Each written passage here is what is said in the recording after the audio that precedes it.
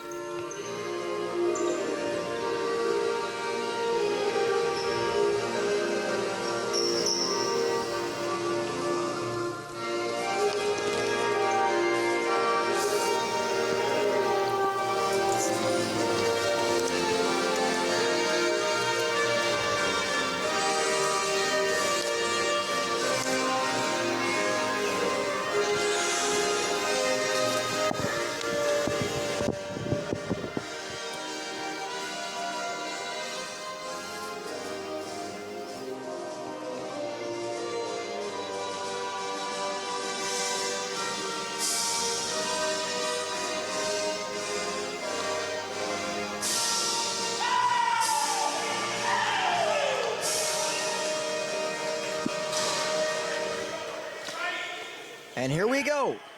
OSL Lacrosse, and again, the Collingwood Cruise grace your screen for the first time this season, and I believe the first time in technically their first season's history here in the OSL.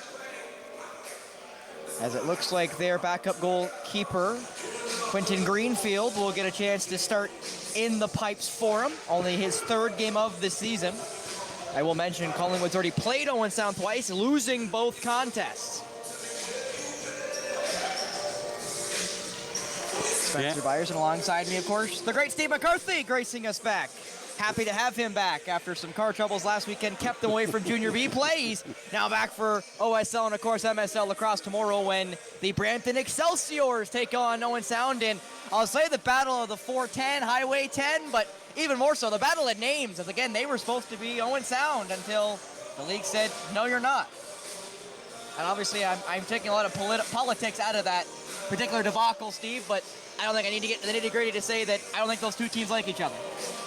Yeah, I don't know that the players have much of a history about it, but there's certainly were some sour faces on both sides of the ledger there a few years ago. Face-off is taken and won by, it looks like, Collingwood. Face-off, though, is retrieved in the end by Owen Sound, and away they will go. And that is Jake Doolittle, who races into the offensive end. Thompson, great for Cascanet. Rob Clofer on the offensive end, not something you see very often. Cascanet looking to fire over for McMillan. McMillan's got 10 to shoot. Right in front, that shot scores! Tetsuya Yamada, who had 3 in the last game for Owen Sound. He had 5 points. Gets the opening marker of the night. Again, he's on a bit of a heater, you know, and yeah, big body, good hands. Really found his game this season after getting a taste last year, and been playing a little bit of Senior C in London as well. So the experience in the box game here has certainly showed some dividends. Obviously, he played last year for this OSL team at times and played well at times. I believe he usually was mostly a transition/defender, as Clover will now cruise into the offensive zone after the face-off win, technically. Riley Thompson, who's back in the Owen Sound lineup, he's a great injection of some offense for the North Stars. Played down low, spinning, looking to fire there. That one on target, and it is saved in the end. That was Jake Fitzpatrick. As quickly up the floor come the Black Shirts, and they have numbers. Passed over, that shot off the post, and that ball bounces high. It should be retrieved, and it looks like will be finally there by a Collingwood Cruise. Collingwood now with maybe their first real offensive set here of the night. Try to make their way towards the net. Land across, misses everybody. It's retrieved off the boards. That ball popped loose, however, and should be retrieved, and it is, and away they will go. McKay came down the floor, and he'll play it over. And now Yamada over for Jordan Cascanet. And again, now Brody and him are playing, so I have to do my best to differentiate between the two Cascanets. And right now it's 4-on-4. The Crew's got a cherry picker, so it's gonna stay that way. Right across the top, that shot saved and into the netting, so it'll keep Owen Sound possession, but Tetsuya Yamada looking for the shot, and again, a well-placed one there, Steve. Yeah, again, he's got the big reach coming over the top. That shot right into the breadbasket ended up being saved there. That was Jordan McMillan. McMillan, another guy who's played 4 games, has quite a few points for this North Star squad. He's been, again, when available, a great injection of offense.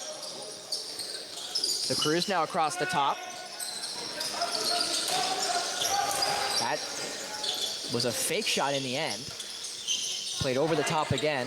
And that one's gonna get away, and away will go Owen Sound. It's Braden Kruger. Kruger in! Great save by Greenfield.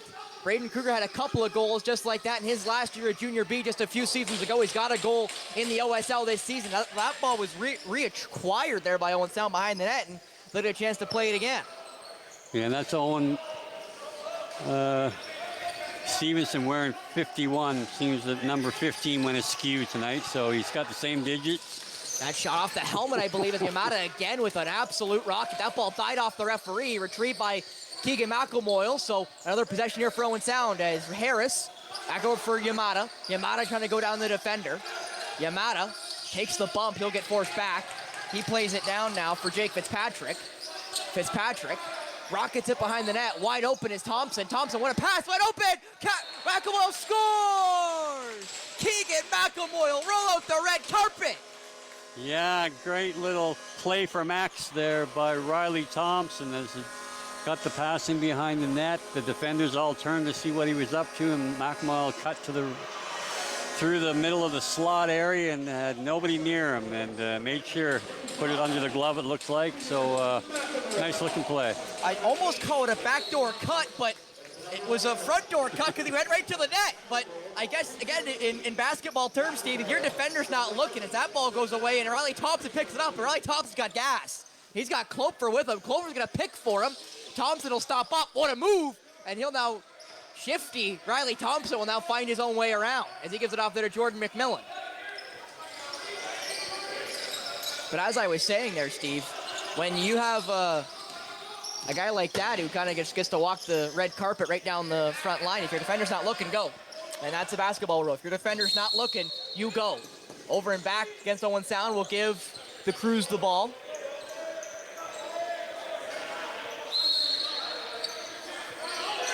I do appreciate them having their distinct name of Crews. That ball got passed in front. I'm not sure if it ended up being a shot or just kind of skipped through, but it's retrieved anyway by Owen Sound. Yeah, a little two-man game there by veterans Bergsma and Travis Bland. Travis, 39-year-old, longtime veteran of the Ajax Pickering Rock in the MSL, and went from behind the bench to on the floor this year to give them a little help up front, and he's been extremely good for them. Looking for an option. There's Rob Harris. I spoke to him pregame. Harris might just put it on target. Harris kind of tried, but the shot clock goes, and away will come Collingwood.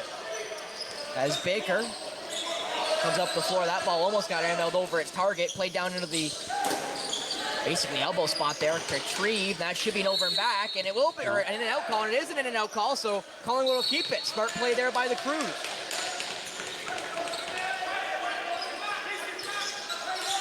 Played across, that one deflected, and it doesn't make it to its target. Good deflection there by Owen Sound's Wyatt Barfoot, who is a transition player. You'll see him play some offense, I assume, tonight as well, as he usually has. Barfoot forced into the boards. That ball still on the floor. Who had it? It was the netminder. Wait, they're going to say it touched. The player touched in, so it will go Owen Sound's way, and it's inside the stick of Burt. Gatlin Burt will play it off, and Jordan McMillan will now walk his way in over for Riley Thompson. Over for, I believe, that is Jordan Cascanet. Actually, pardon me, that's Brody Cascanet. They're going to call that against Yamada. We almost could argue there, Steve, has been playing like a man possessed the last 2 nights. Seems like every time the ball gets near him, something's going to happen. Yeah, again, a lot of that just comes with confidence and understanding the game. You know, he's very proficient field player, played on the Japanese national team, but box is a little bit new to him. And that ball hits the dirt. It's going to go back to Collingwood.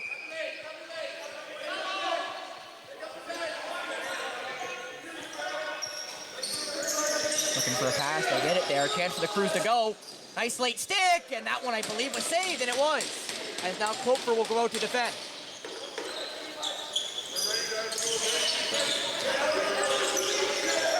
As Bergson there have possession, and that shot! And it goes! And it is Braden Hickey with the marker. His first of the night gets the Crews on the board and splits the lead back down to 1. Yeah, and not just that, that's his 10th goal of the season. Nice shot, but again, the defense really sucked in there. They allowed the shot to come from over top here, long pass. And yeah, you're gonna need to challenge the shooters from out there and not give them that kind of lane.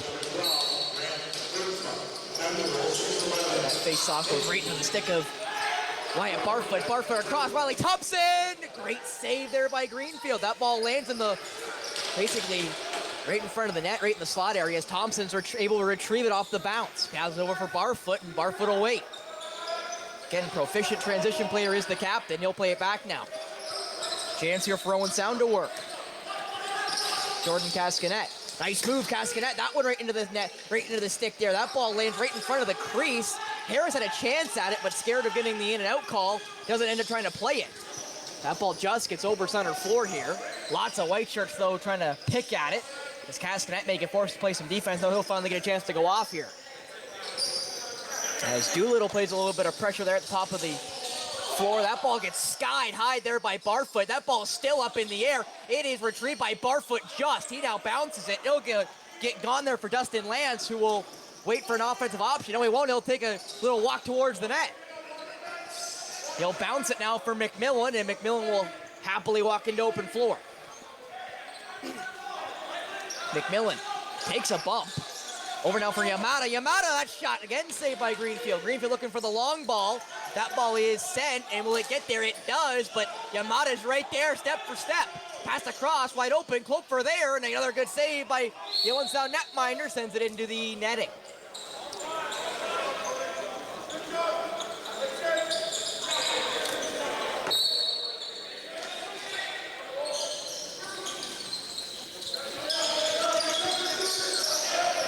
Over the top, that low one put wide, and it's going to go over and back.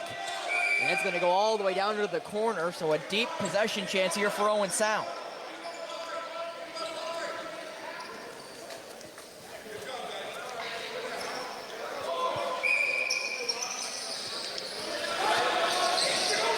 Screen there for Thompson.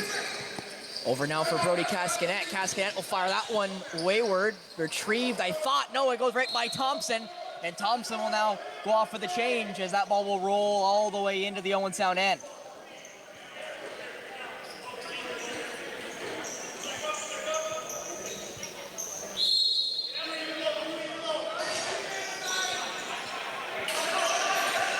Chance here for the Crews to tie up the game. Played over, it gets there. Hickey, that one I just missed the net. Chance here for Doolittle to go, and he will. Doolittle, over for McMillan.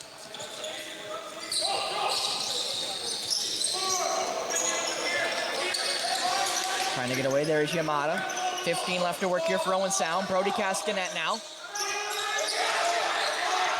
Fired now for McElmoyle. McElmoyle's got 8 to work. McElmoyle trying to get there, McMillan. It bounces all the way through. Yamada's got to throw it from a really odd angle. Though he kind of suicide passed it there, and it ends up going the length of the floor. And a chance here for the Crews to pick it up. And they do, so that will start the shot clock. Whistle, no, they're going to wait here. And they're going to force it into the corner.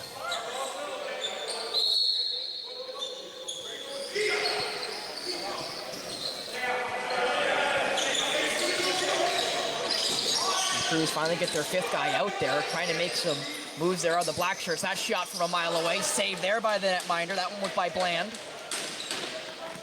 And it's now out for Burt.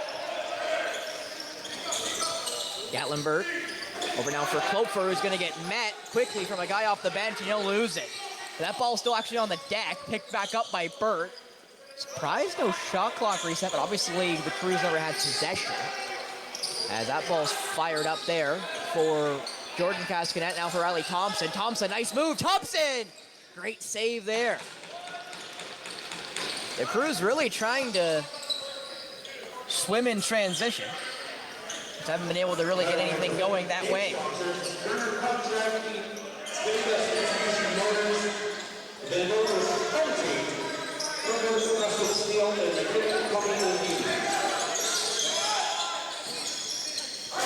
For Hickey. Hickey with their lone marker. Gives it over there to Berg for Forsyth.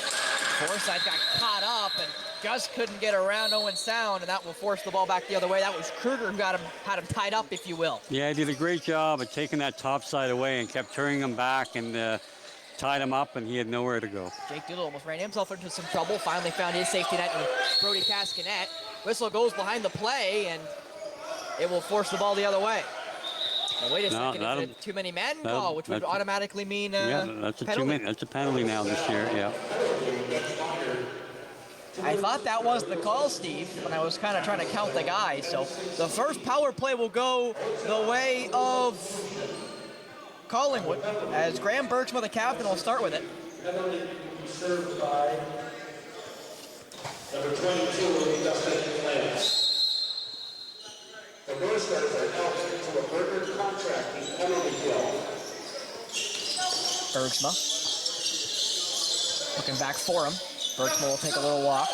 Nice back pass. That shot by Bland deflected. It goes sky high and is caught there by Gignac. Gignac put that one into the corner, and that extra hit there by Klopfer will send it back their way with a fresh shot clock. Bergsma. Into the corner. That shot, save there. Ball bounces into the mixer. It'll bounce out, and it'll be great to Bergsma.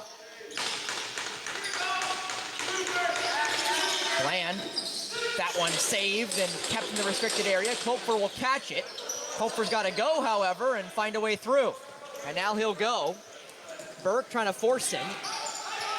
Kopfer might just have to find a safety net here. Is he going to get forced into the boards by two different black shirts? No, he'll just kind of hold up here. Not extra shots here by Collingwood, as Klopfer is just happy to chew up the rest of this 30-second clock, and if they're not going to force him, he'll just take it. As they're going to force him basically to the red line, so he'll just throw it deep into the Collingwood end, and ironically, Steve, not maybe the way you would have thought it worked, but 30 seconds is off the shot clock and off the power play. Yeah, good heady play there as he was, looked like he might have been pushed over the line, but Rob has a tendency to create those 1-on-2, 1-on-3 situations when he's on a man down. He likes to tuck the ball in tight and try to make them force it out of his possession, and that time he was able to lead up most of the clock. Not just that, usually force a penalty because sometimes they just get a little too aggressive. That shot saved there as Gignac couldn't get that one through the netminders. Away will come Owen Sound. It's Owen Stevenson again wearing 51 there. Reverse the numbers of his usual jersey. He's been their face-off taker here tonight. Yeah, he's kind of taken over that role. Carson Stevenson, who's not here in the lineup tonight. And also Noah Ross now. Yeah. Ball over for Brody Cascanet will just fire with seconds left. That ball stays in the restricted area, and the Collingwood will go. That ball thrown away, however, and Keegan McElmoyle catches it. But now they've got outnumbered, so McElmoyle will just wait, and that's smart. Got it to McMillan, who's got Yamada.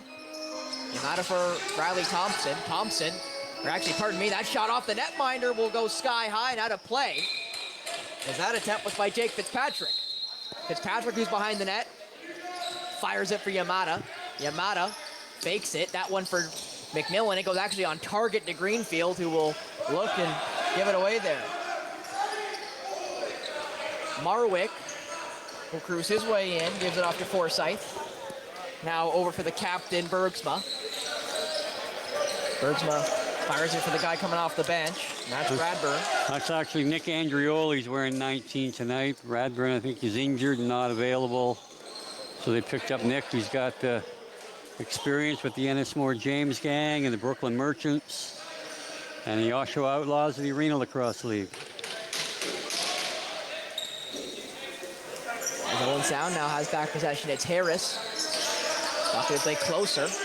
Harris gets a little screen. That one kind of more of a placement than it was power. He just kind of threw it towards the netminder more than shot it. It was saved in the end, and the Crews will pick it up about mid-floor and walk it in.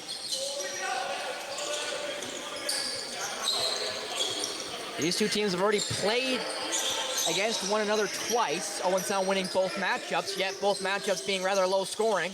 And so far, this one's been a chance to tie it. That one's saved as another ball is sent the wrong direction for Collingwood. Fired up the floor, and Barfoot's there. Barfoot has Stevenson to his left. He'll now throw it back, and Stevenson ends up going behind him. He now gives it off for Yamada, and off will go Stevenson. Yamada flips with Thompson. Thompson trying to get through here. That shot right on the mask again. That one fell into Barfoot. Barfoot caught it. They'll get the reset for the save. Now for McMillan. McMillan and Thompson on the same side. McMillan will fire over him. That one's saved and bounced into the corner. Fitzpatrick tried to play chase, but away will go the Crews. And big hit going right there in front of Keith Peer. They do bounce through it. It's 3-on-1 and right through the stick of a Collingwood Crews. Great chance there, but nothing coming there for Adamson. He just couldn't nab it. Now Adamson. Fires back there for Hickey. Hickey down into the corner there for Forsyth. That ball bounded away and a chance to go, and they will. And away will go Owen Sound. And I believe that was Colin Kiddo, and it was, who got away as Doolittle will play it over for Brody Cascanet. As Keegan McElmoyle back for Jordan Cascanet. Now Tetsuya Yamada back for Brody Cascanet. Misses everybody, goes into the corner. Keegan McElmoyle getting tied up. That might use the rest of the shot clock, and it should, and it will, as Harris just tried to bat it as if he was playing cricket or maybe golf. Pickleball. That is the new trend, isn't it? I keep seeing pickleball at every tennis court I see, and it fills me with a rage I just can't explain. That's going to be a high stick call going against Kruger. That back shot misses by a mile. Retrieval by the Crews. That one also goes wayward of the net. Yeah, a bit of a soft call coming here. A little brush off the helmet. No harm, no foul, but apparently there was a foul. So fired across the top there. Goes into the side. That one blocked. The shot clock will now go, and that will now force the, I thought, high stick, but now go for the water break here between the two netminders. I believe the referee signal was slash, well, which I will say surprises me, because I thought that touching the helmet would be the high stick call on Braden Kruger, but it looks like Kruger will go for a slash. As you see here, the standings currently of the OSL. The Merchants are the cream of the crop so far. Six Nations not too far behind them. Owen Sound not too far behind Six Nations. 5-3 currently. Most have a loss right now to the James gang. They'd love to have that game back. Again, you hear my interview with Owen Sound's Rob Harris, who did mention that in the interview, that they'd love to have that game back, but obviously still 5-3, nothing to scoff at. A third win here against Collingwood make them 6-3, and right there with the Six Nations Rivermen, which is not a bad place to be, Steve. yeah, you certainly would like to finish second or third, so you can avoid the Merchants in the first round of the playoffs and find your way a little easier path. Shot, great save there by Owen Sound. Bland was the final shooter there, is walking up the floor as Owen Sound fired down the floor. It goes right through the defender. That ball is bouncing and finally just chopped down and stopped there by Trey Burke. Pardon me, Ty Burke. That ball back for Bergsma. Gignac for Hickey. There for Bland. Bergsma will just fire it. That one off the post where Gatlin Burr, I think, stopped it, trying to catch it. That ends up going to go to Crews a fresh 30. Bland. Bergsma. Over for Hickey. It missed him. Retrieved by Gignac. Gets it back for Hickey. Hickey may have to fire. No, over for Bergsma. Bergsma, Bland. Bland right across. Good save there. Rebound. Another good save as he stepped in. There to Gignac, but a couple big saves there by the netminders. He's asking for a equipment check, and he'll get it. Yeah, Gignac had a great look at that one, and Ryan Oldtree, who has not played in a game in a number of years here at this level, has really looked good here in the first period. Made a lot of exceptional saves, and that might be the #1 save of the night so far. Old Reeves, as you mentioned it, making his first start. He used to be on my sheet every year. Never saw him play, as you mentioned, so nice to see him back here. And to be honest, playing very well for this Owen Sound North Stars team. They needed him to play well here at times, as with 2:32 left in the first frame, 49 seconds left on the penalty kill for Owen Sound. Their second of the night. Collingwood right now 0 for 1 on the man advantage. You'll hear my interview with their leading point getter, Braden Hickey, who's got a marker here tonight. Their only marker so far as Thompson rushes into the offensive end. He may have lost it. He did. And that's a chance here for the Crews to cruise in. Shot that one off the post. His numerical counterpart just could not get that one on target as it just goes wayward. There's Ben Baker, had a great chance. Ben Baker, the Junior A Excelsior graduate, who's had some opportunities this year with the MSL team in Brampton. Big athletic defender, and obviously with great foot speed there, and was an inch or two away from tying this game up. That ball goes wayward. Doolittle tried to whack it away. Goes back for Hickey. Hickey down low. That shot again goes wayward, and that will go the length of the floor, and the shot clock was going to go regardless.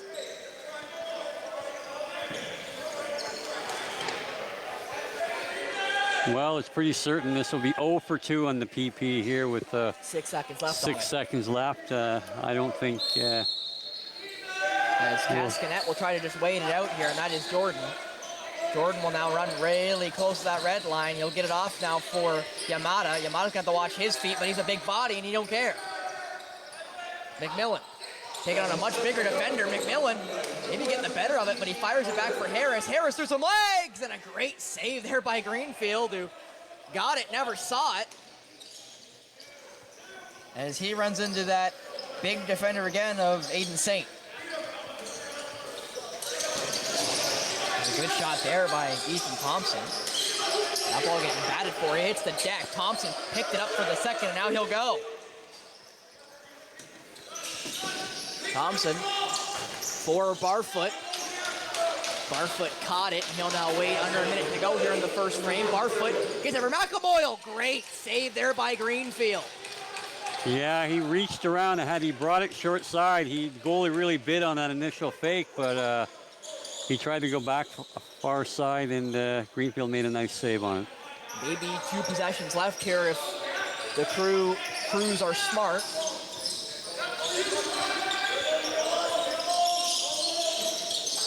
Trying to get some fakes there. Gignac.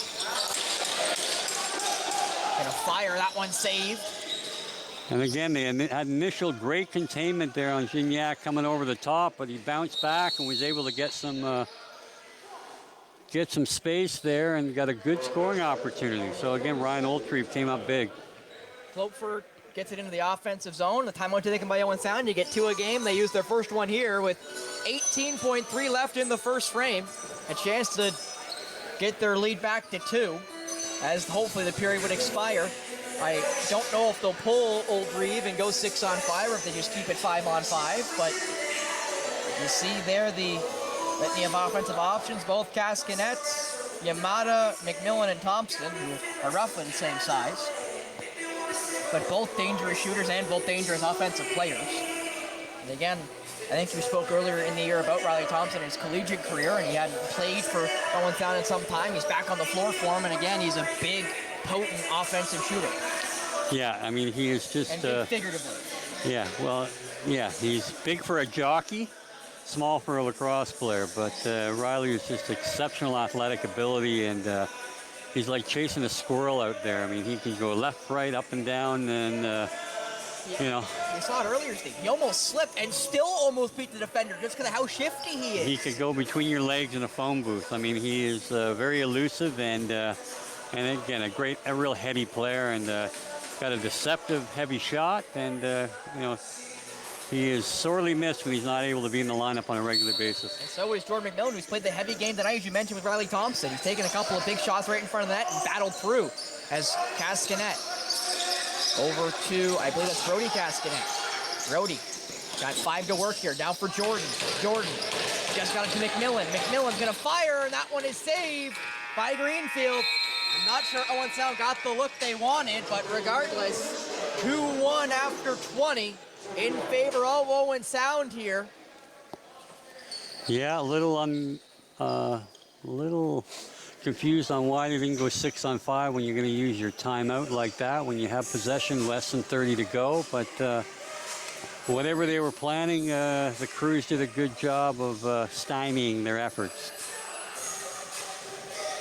That they did, but still up by 1 after 1 are the Owen Sound North Stars. But obviously Collingwood got to feel pretty good about their defensive effort, just like they were in the previous 2 contests. 5-3 was one final, I believe 7-5 was the other final. So again, it's just Owen Sound's really struggling against this Collingwood team offensively. Yeah, neither team has got a real great flow tonight on offense. Just a lot of helter-skelter activity. Most of the looks have come on the man up for the Crews, and outside of a couple broken plays, and they really need to kind of settle things down on either end and make the ball do the work. Absolutely. I'll be right back with my first intermission interview with Collingwood Crews leading point getter and lone goal scorer here tonight, Braden Hickey, number 41. And stay tuned for the rest of the first intermission after that as you watch OSL Lacrosse here on Rogers TV.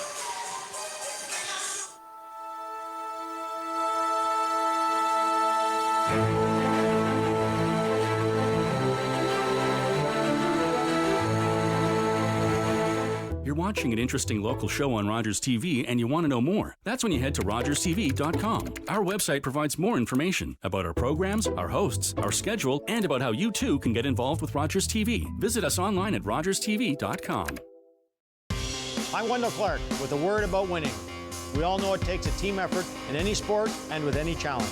You can be a part of the winning team that shuts out impaired driving. Whether you're out on the town or just hanging out with friends, drink responsibly. Always have a plan for a safe ride home for yourself, your family, and your friends. You'll be helping to shut out impaired driving. Visit ArriveAlive.org to find out more. Arrive Alive. Drive sober.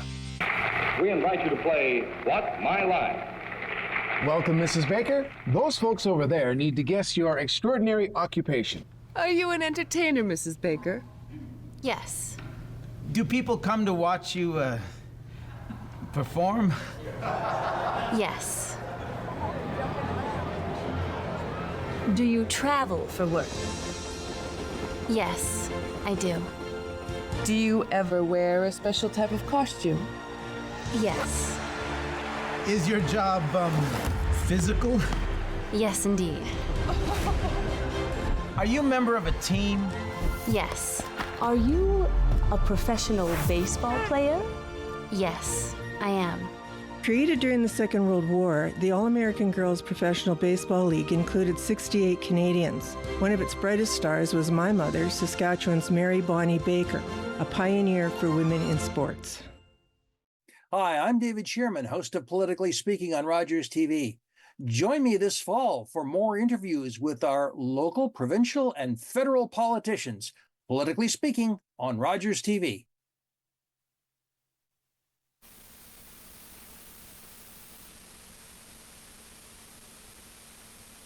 And welcome back here to the first intermission at the of the Collingwood Crews, Braden Hickey. Braden, big season for you so far for your team. What's it been like trying to lead your team here around the offensive end? You know, it's just I get to the right spots. The boys are really good at feeding me.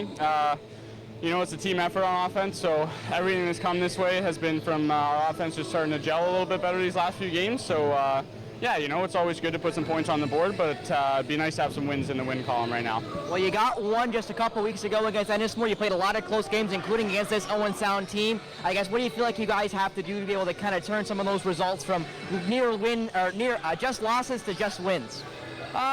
You know, we're a little bit of, if you look at the penalty column, we're kind of leading the league there. So it kind of hurts our offense, takes us out of a rhythm.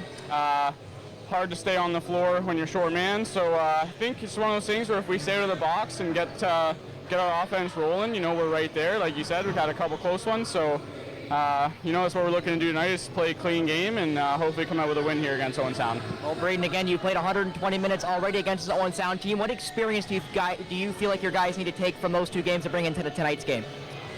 You know, I thought our defense played well in both those games. You know, both those games we held this high-powered Owen Sound offense to under 10 goals. So, you know, us as an offense, we got to take in that experience, you know, see what their defense is kind of getting us to try to do there, taking away certain looks, and we just try and, you know, find those open guys on the back door and see if we can put a couple more in than they do. Braden, my last question here for you is, key tonight against Owen Sound to get your second win of the year, what would that key be?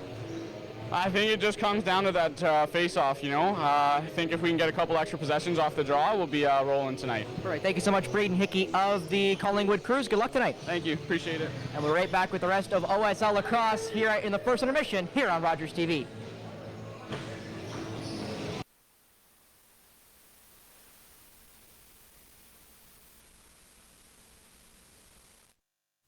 Hi, I'm Carol Merton, host of HealthLink on Rogers TV. HealthLink connects home, community, and healthcare with interesting topics and speakers about your health and your community. With Rogers TV, you can cheer on the home team from the comfort of your living room. We'll head to the rink, the field, the court, or the pitch, so you don't have to. Tune in and cheer on your local amateur athletes on Rogers TV. Good afternoon, this is your captain speaking. You have no idea where in the world you really are. Wow. No map, no plan, no clue. This is Destination X. Well, this ought to be fun. Oh, it's open! Austria. All you have to do to win is answer one simple question. Where the X am I? Summer days, summer nights, lots of things to do, places to go, and people to see. If you're having a few drinks, be sure to plan ahead and get home safely. We don't want to pick you up. Drinking drivers risk injuries to themselves and others and take chances with their license, their jobs, and their future. Remember what's at stake and choose your ride, whether you're the driver, the passenger, or the party host. Thanks for supporting sober driving. I hope we never meet. Visit arrivealive.org to find out more. Are you a passionate content creator ready to expand your audience reach? Do you have unique stories, captivating hobbies, or special interests that deserve a spotlight? Rogers TV is here to amplify your voice within the community. We offer you the platform to broadcast your content to a wider audience. And the best part, it's completely free. Don't miss this opportunity to share your vision and engage with viewers. Find out how Rogers TV can transform your content journey today.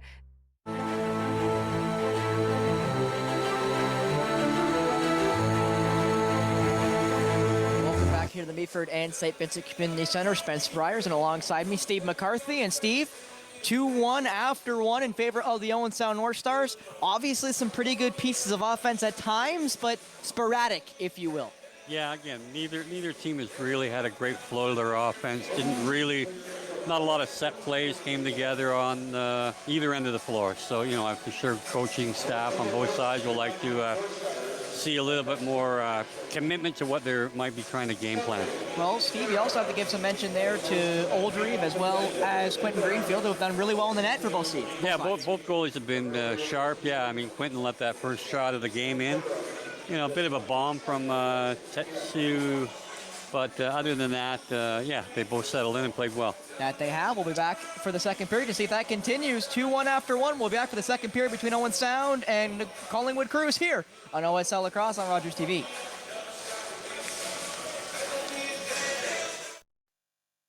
Public transit, garbage pickup, parks and recreation programs, snow removal on your street. How can you stay informed about these and other important local services? Tune to City Council coverage on Rogers TV. See your community leaders at work on Rogers TV City Council coverage. In baseball, there's nothing more important than making it home. George Springer has tied the game. Doesn't matter how you get there. It's gone! But I do it with style. Boy, has he got some kind of power. And a little swagger, too. Because no matter where you happen to be, oh, what a play! There's only one place. Got it! Jays fans call home. Sportsnet. Sportsnet. Sportsnet. Sportsnet, home of the Blue Jays.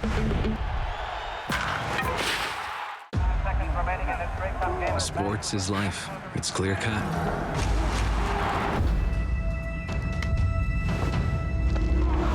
Everything's out in the open. There's nowhere to hide.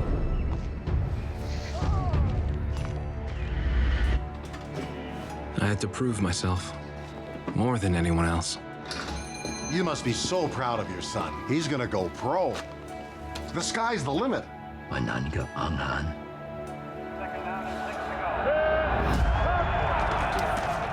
There's always a winner and a loser. You cannot reach the sky in broken cleats. Of course, I always want to be the winner. And I did reach the sky. Norman Kwam, the first Chinese-Canadian professional football player, still holds records to this day. He retired from the sport in 1960 and later became Lieutenant Governor of Alberta. You're watching an interesting local show on Rogers TV and you want to know more. That's when you head to RogersTV.com. Our website provides more information about our programs, our hosts, our schedule, and about how you too can get involved with Rogers TV. Visit us online at RogersTV.com.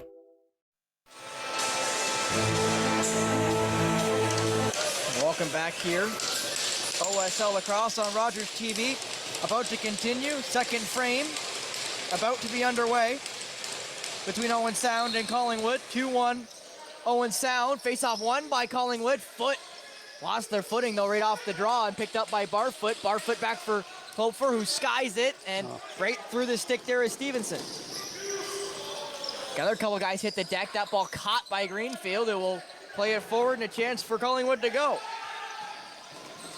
Saint gets caught up there by Stevenson. Saint now just trying to find his way off. He finally does. That ball finds its way across the floor there for Collingwood. That ball goes through everybody. It hits Klopfer. Klopfer's the only one who sees it, and he'll catch it.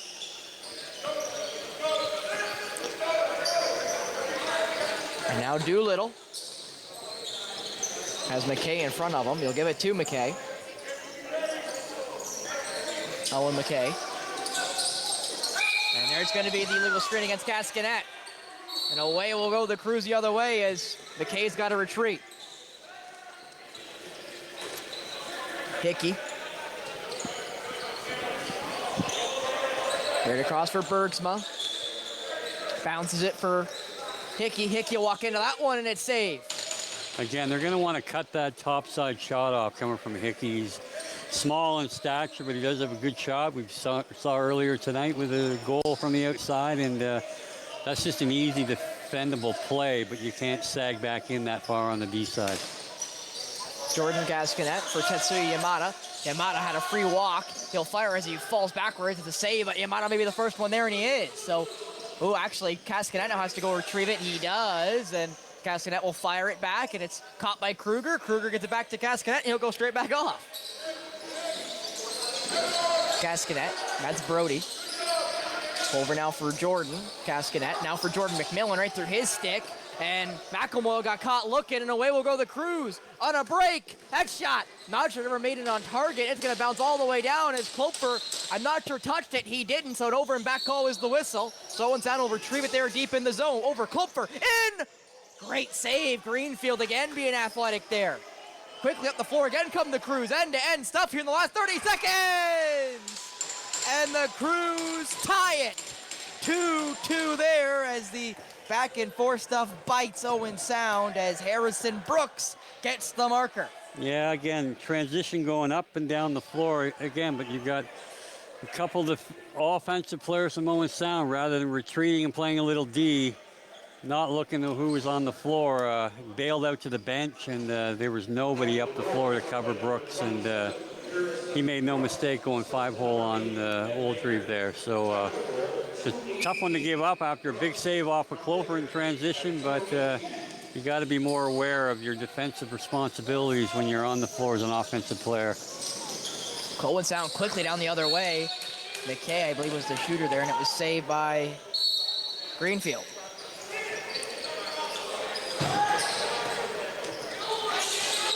Trying to get over there are the black shirts. They finally do. Saint got it over in the end.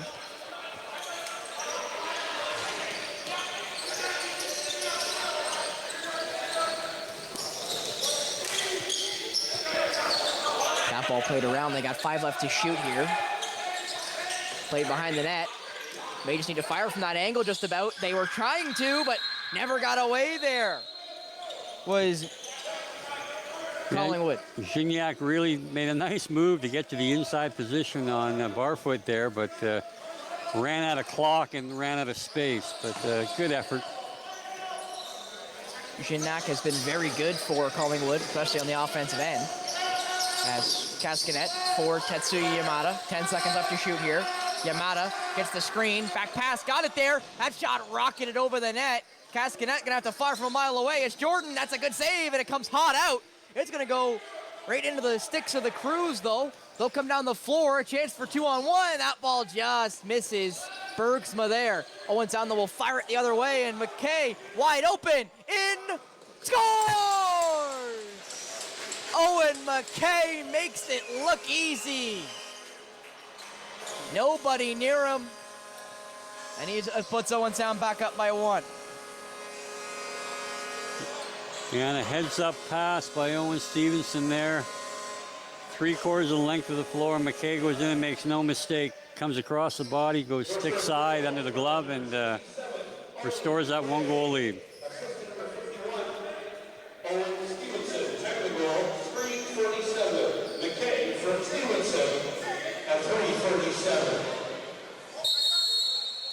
I don't know who he's calling. They both flinched on this. That's a redraw in any book, but anyways, he awarded it to Collingwood. We've been pretty good tonight in the face-off, Dot. At least at winning them. Sometimes they can't retrieve them, but the face-off draw on his one, so half the job is just about done there, as that shot is deflected by Doolittle. Doolittle goes chasing. Klopfer's there to help. 2-on-2 there as that ball's battled around, and Klopfer's the one who caught it. And he's gonna go. He'll now give it. That was close to being an over and back, I thought. Stevenson gets there to Klopfer, who back shoots it there as he was in the crease. I guess he's not knowing where his feet was, you could say. Yeah, that was an interesting opportunity that presented itself. Yeah, they probably would have been better off to turn that out and just get a little change on offense, because there wasn't much offense coming out of those three. That shot, I believe, deflected, so it should be, no, it's not. That ball just got air-mailed there by the Crews. I believe that was Chase Forsyth with the attempt. I thought it was deflected. Apparently the referee disagreed with me. Hand it off now for Brody Cascanet. Brody gets the screen there. Cascanet quickly in. Cascanet stepped in before he could fire, so it'll go the other way, but a good opportunity for Owen Sound and Brody Cascanet.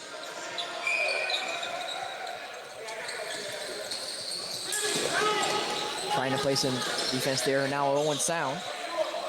As Cliff trying to hand it away, and he gives it off to Bergsma. Bergsma now being chased by Colin Kiddo, former captain of the Junior B North Stars. That ball given away as Barfoot's the one there. That ball bouncing. Chance here for Collingwood to catch. They couldn't, so... It's not going to mean that they're going to be an 8-second violation here. It is. Just an errant pass in transition and chalk up a new 30 for Collingwood. As Gignac has now played all the way around.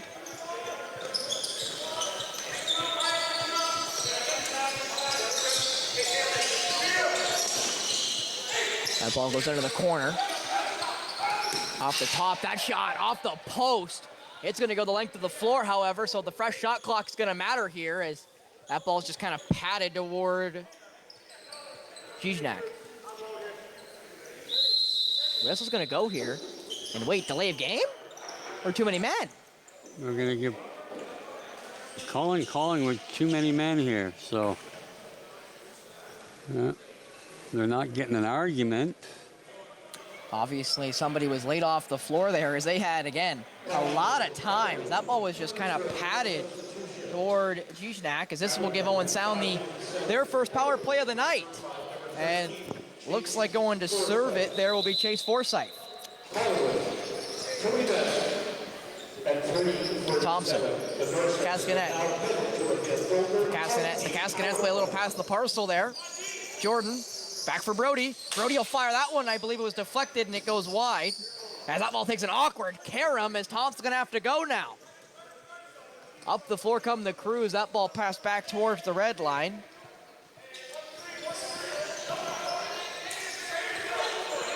Collingwood now just trying to chew up some shot clock here. As Colin Matthews was the one who caught it there near the net, or actually I think it was Hickey caught it near the red line. Now Saint, the big guy, trying to chew up the rest of this 30-second clock. He'll make his way towards the net. He'll never get there, and he'll be forced from the boards, and he'll lose it.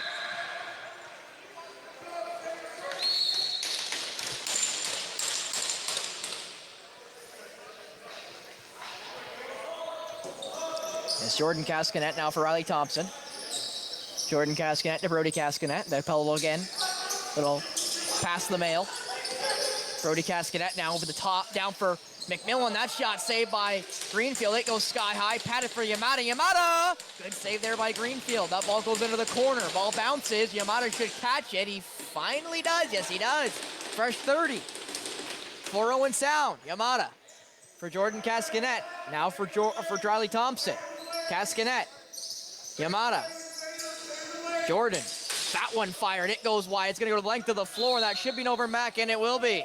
So a chance here to chew up the rest of this power play for Collingwood as it will start deep in the Owen Sound end. And if it does go fruitless, it'll mean both teams are 0 on the power play. 0 for 2 Collingwood, 0 for 1 Owen Sound. Yeah, I'm not sure if Owen Sound even had a shot on goal there during their possessions, but I think they had the one Yamada. Yeah, that's right. Yamada did get one there late in the shot clock. And it was a much-needed one, Steve.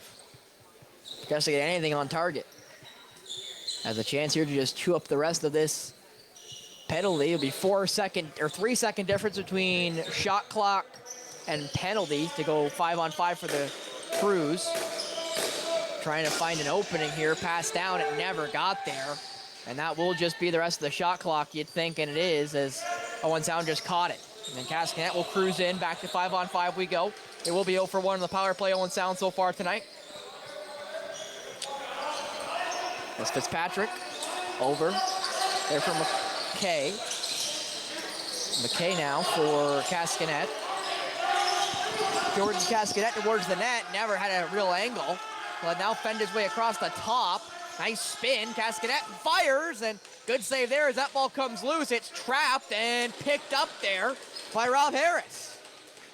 Great job there by the man I had the chance to interview pregame. You'll see that interview between the second and third periods as Brody Cascanet fires that one. Blocked, and away will come the Crews.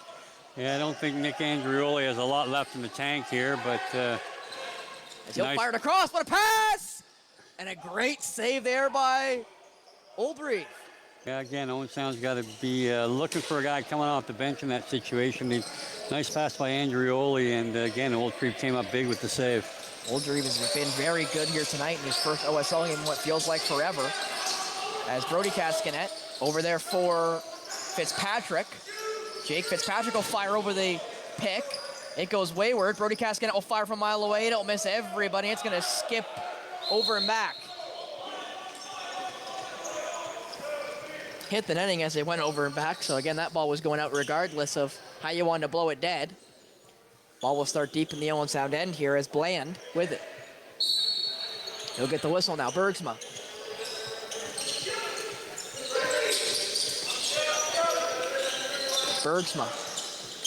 Passed it over. Hickey looking to fire. Let's go!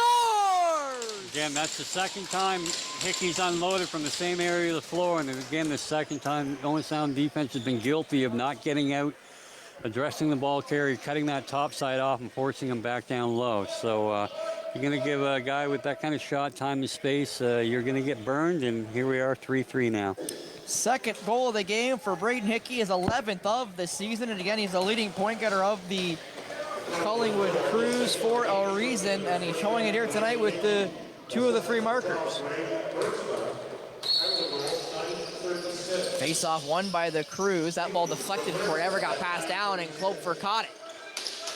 Off the deflection, he fires that one high. It's caught by Stevenson, who will rush it into the offensive zone. He'll take a shop for his trouble. Stevenson all the way around the net now. Looking for the pass. He finds Thompson. Thompson. Over now for Fitzpatrick. Fitzpatrick trying to do some shifty work. He gets towards the net. Ends up, defender ends up losing his footing. Tried to get it to Thompson, but taken by Saint. And Saint will now go up the floor. Saint has a chance here to just go towards the net. He does. Pass across now. And I don't think the pass ever made it that way as McKay didn't catch it. Is caught now by Kruger. Kruger in stride for McKay. Owen McKay, that one I believe was saved. Chance here for McElmoyle. McElmoyle missed Kruger, and that should be an over and back call. And it is an over and back call as Barfoot ends up having to now retreat to play some defense.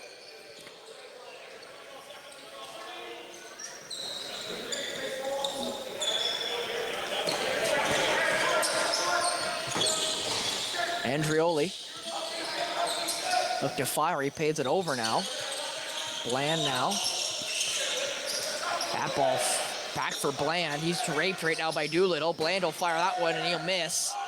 Caught off the boards. That one also misses and it will go to center floor. Shot clock will go and Barfoot will let it go. Smart by Barfoot. And if Barfoot ever touched it, I don't think so. As the defender there tried to make sure he didn't get any farther. There was Matthews. It scores! No! They're never going to say he whistled. That's a pretty bad call. He blew it in as Barfoot found the guy coming off the bench. One time, I think it was McMillan. Jordy McMillan, and referee wants a do-over. So, nonetheless, still 3-3. Brody Cascanet tried to get towards the net. He ends up losing it as he turned the corner. Greenfield will play it forward, and a chance here for the Black Shirts to go. They've been really taking advantage, Steve, of the short bench there towards Oldreeve. And there's going to be a high stick going against Stevenson. Caught Hickey up high, and it will be the third minor going against Owen Sound. As Owen Stevenson will now go for the high stick. And from a chance to take back the lead, now on the penalty kill with Collingwood to get a chance to take their first lead of the night. Now the tables have turned, or if you're an Office fan, which I'm not, how they turn tables.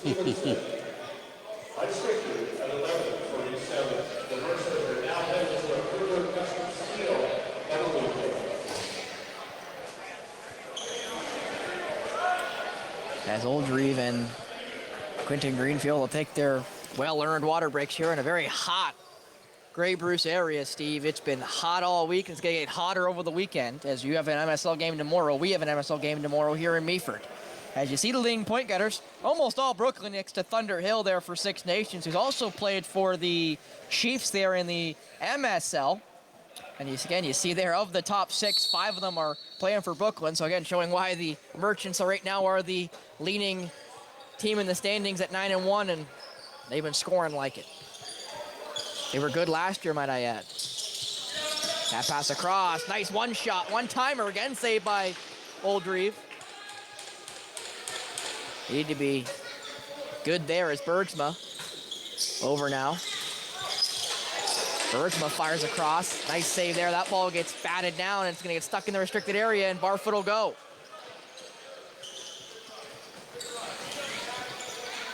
As Barfoot just kind of accelerates by the offensive player. Surprised, not much transition change here by the Black Shirts. As Barfoot, I thought, almost got a step there towards the net.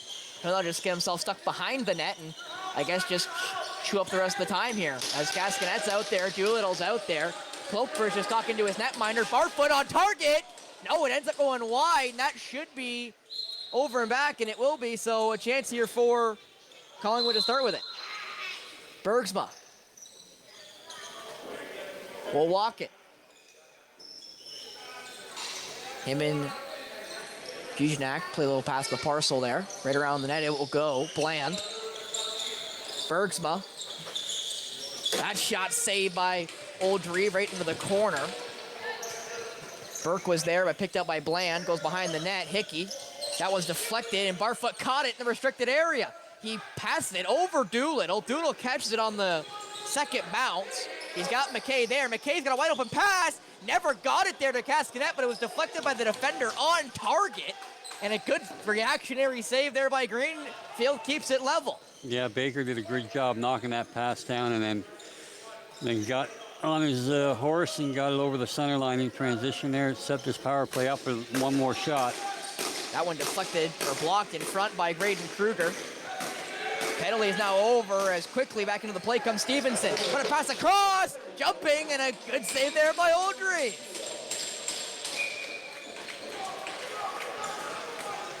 As McKay now will rock it back in. Over for Yamada. For Keegan McElmoyle. Jordan Cascanet. Screen from Riley Thompson. Over now for Tetsuya Yamada. Yamada trying to spin around here. He has the pass. He just couldn't get to Fitzpatrick, and that should be the shot clock. Fitzpatrick might get into effort, though he does, and a good save there by Greenfield. Good second effort there by Jake Fitzpatrick. Get something on target. That ball played forward now for the Black Shirts. Still 3-3 here with about 5.5 left in the second frame. And again, the tight, low-scoring affairs continue between these two sides. Nice pass, chance to run. Good, almost good defense. They're going to call, I think, a hook going against Owen Sound. Will give the fourth power play chance here to Collingwood as a shot clock violation goes before the shot attempt was made, and it's actually going to be a hold going against Owen Sound. So again, for the fourth time tonight, Owen Sound goes to the PK, second of the period.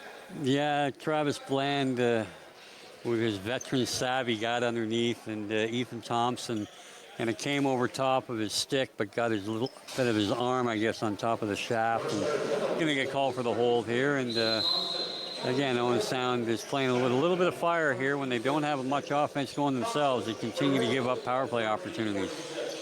Bergsma, back for Bergsma.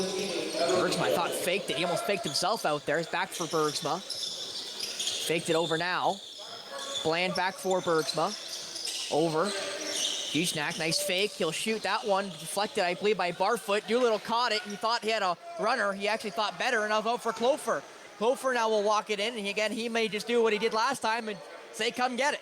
Yeah, he's got that big bag of a pocket, and again, I wouldn't recommend this. And good job by him getting across the floor to wide open Jordan McMillan. McMillan will fire into the corner there for, it looks to be Rob Harris. Harris will now cruise up to the top of the key. He's got Clofer there. He'll give him the screen, and Clofer will go off. Harris puts it on target at 1 second. So a good job there by Owen Sound to get their defenders a little bit of a break and get some fresh ones on there, but that means Harris is going to play some defense. He's played some defense before, I know that.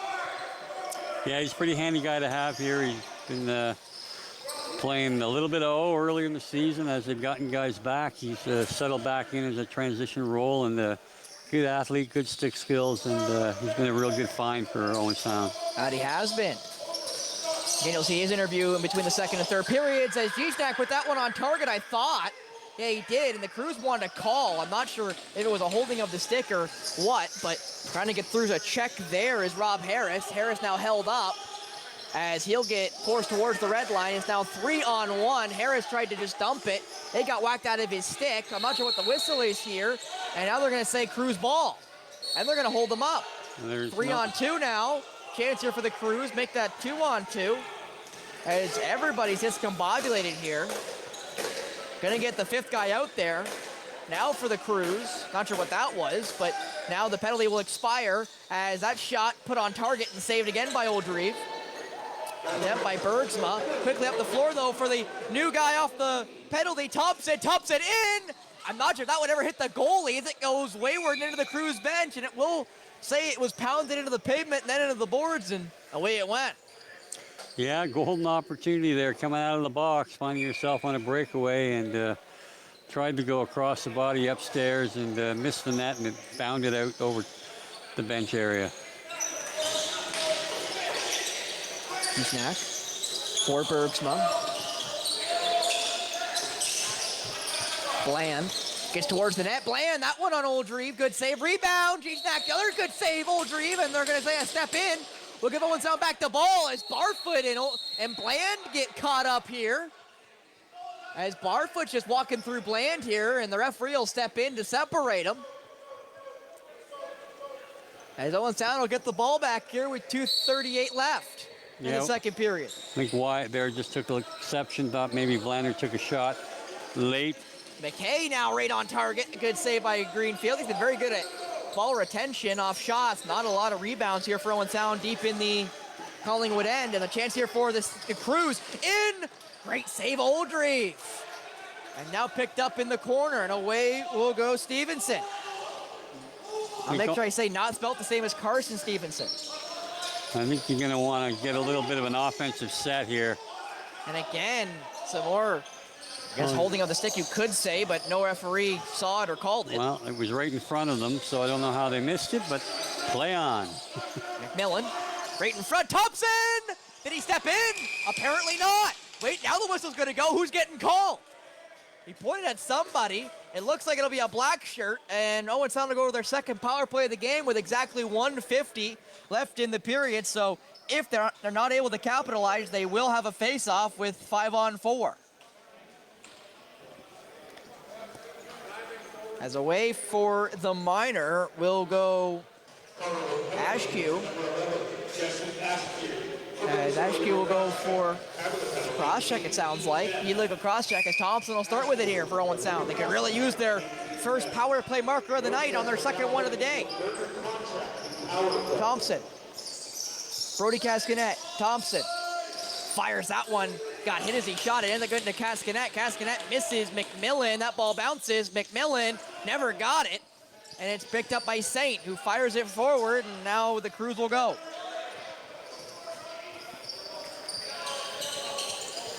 Matthews got 20 to work here to chew up more time. They get themselves an intermission deadlocked at 3. Or maybe find a shorty. As trying to get away there as Clover just kept him in front. Sitting on the brakes, twisting and turning. That ball might just get rolled into the corner, and it does. Smart play there by Forsyth. That's exactly 1 minute left now in the second frame as Thompson will retrieve it in the corner and go. Thompson for Jordan Cascanet, back for Riley Thompson. Brody Cascanet, Thompson, back for Jordan. Thompson, Brody, Thompson, fires that one, scores! Riley Thompson finally lets go a rocket! And it's 4-3. And man, did Owen Sound need that one, Steve. Yeah, and again, Riley Thompson, the catalyst here. Good move putting him back to the top of the power play. He really ups the tempo here. He's got quick ball movement, even on his shots, quick release, and just might have got a little piece of the goalie at first and then off the post and in, but again, Riley is he's a spark plug, and he certainly presence is always noticed when he's in the lineup. That it is. Face off, technically, I think, won by the Crews. Stevenson tried for it, never got there. As that ball's passed for Saint, it bounces. Thompson the chance to pick his pocket, and he does. Riley Thompson in. Thompson on his wrong hand, though, tried to find Stevenson, never got it there. And the chance will now go the other way for the Crews. Will they take their timeout? They will. So with 26 seconds left, the Crews will take their timeout, their first of the night. Yeah, and no doubt they will bring a 6th attacker out here for this last possession. And I'm sure Andy Glenn has got something drawn up prior to the game that they'll review here now with a little timeout. And the North Stars are parking something there at the referees. I'm not sure if they were unhappy with the timeout call or if they were unhappy with something previous to that. And it looks like you may be right here, Steve, as it looks like their netminder, Greenfield, will stay here at the bench and be the first one. Actually, I only see 5 players out there, Steve, so they're going to stay 5-on-5, just as Owen Sound did there we in go. The previous. Proves once again, what do I know?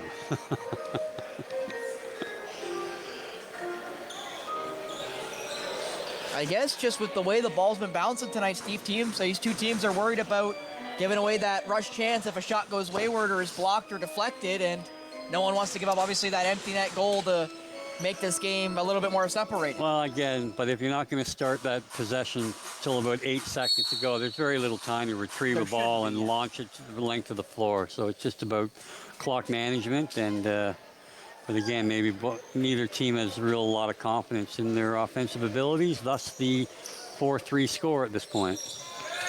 A lot of trust in the defense. Pass across the top. That one is deflected. A chance here to go for Doolittle.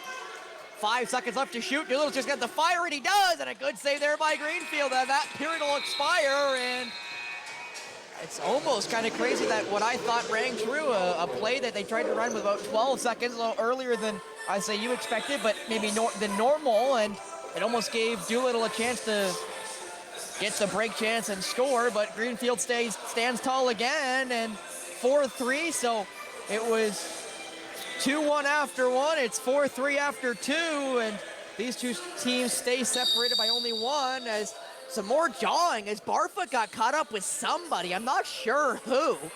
It looks like Riley Morgan's the one barking as he walks towards his locker room. And again, when these two teams play back-to-back for the Cruises schedule, 3 of 4 times, animosity is bound to bubble up. Yeah, and Riley, I had a little talk with him before the game. I had the opportunity to coach him in the Arena Lacrosse League with the Oshawa Outlaws. He was quite proud of the fact he has 6 minutes in penalties this year. I've seen Riley get 6 minutes in one shift, but it doesn't surprise me that he might be in some extracurriculars at the end of the period. Well, you'll get a chance to see my interview with Rob Harris of the Owen Sound North Stars coming up next here out of the break, and stay tuned for the rest of the second intermission as OSL Lacrosse continues here on Rogers TV.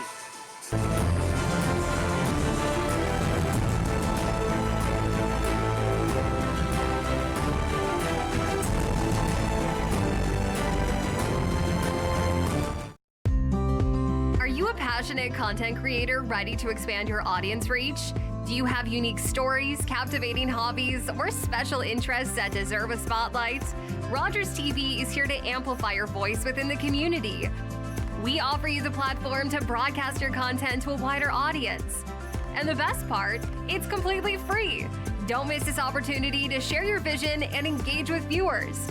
Find out how Rogers TV can transform your content journey today.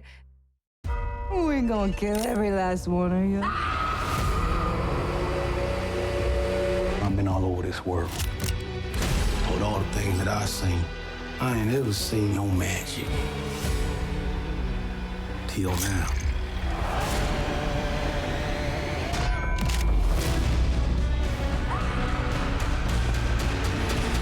Sinners.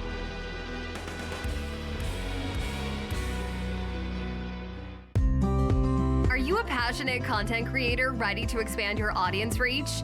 Do you have unique stories, captivating hobbies, or special interests that deserve a spotlight? Rogers TV is here to amplify your voice within the community. We offer you the platform to broadcast your content to a wider audience. And the best part, it's completely free. Don't miss this opportunity to share your vision and engage with viewers. Find out how Rogers TV can transform your content journey today. Hi, I'm David Shearman, host of Politically Speaking on Rogers TV. Join me this fall for more interviews with our local, provincial, and federal politicians. Politically Speaking on Rogers TV.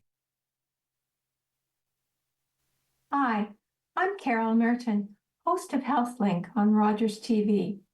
HealthLink connects home, community, and healthcare with interesting topics and speakers about your health and your community.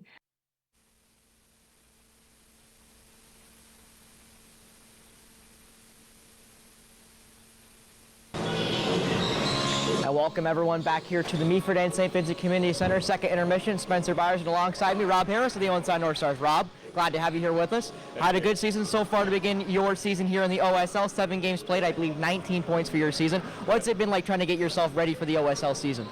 Yeah, I played in the Arena Lacrosse League over this past winter, which was good preparation. I guess excited to be able to have the opportunity to join the Owen Sound team, and so far it's what's been a strong season to start. You had 4 games to begin the year, then you had like a 20-day layoff between May 10th and May 30th, and you've had 4 games since. So what was that layoff like for you guys trying to get yourself back into game shape?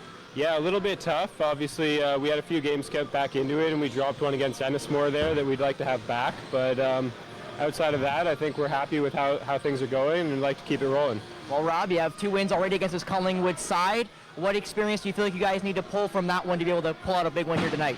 Yeah, I think we just need to keep our offense rolling, and then as long as we got that, our defense will keep being solid, and hopefully that'll bring us the win.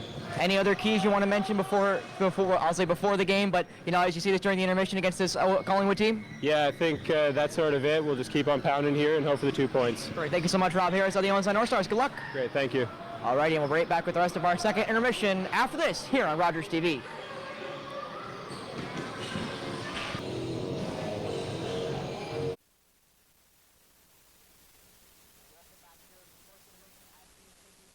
With Rogers TV, you can cheer on the home team from the comfort of your living room. We'll head to the rink, the field, the court, or the pitch, so you don't have to. Tune in and cheer on your local amateur athletes on Rogers TV. In baseball, there's nothing more important than making it home. George Springer has tied the game. Doesn't matter how you get there. It's gone! But I do it with style. Boy, has he got some kind of power. And a little swagger, too. Because no matter where you happen to be, Oh, what a play! There's only one place. Got it! Jays fans call home. Sportsnet. Sportsnet. Sportsnet. Sportsnet, home of the Blue Jays. As I looked upon the battlefield in front of me, a German star shell lit up the desolate landscape. I watched as a bullet smashed through the bridge of my nose and left me to the mercy of the darkness. I worried I would be dependent on others for the rest of my life. But Sir Arthur Pearson and the staff of St. Dunstan's had other plans. With their help, I knew I could be self-reliant, and I wanted to bring this idea home to Canada. I wanted Canadians to know that we could hold jobs, that we could contribute, that regardless of sight, all would read, that we, the blind, would shape our own lives, our own destiny. Blinded by a sniper's bullet in 1915, Edwin A. Baker went on to co-found the Canadian National Institute for the Blind, shaping a path forward for the blind across Canada for generations to come. Public transit, garbage pickup, parks and recreation programs, snow removal on your street. How can you stay informed about these and other important local services? Tune to City Council coverage on Rogers TV. See your community leaders at work on Rogers TV City Council coverage.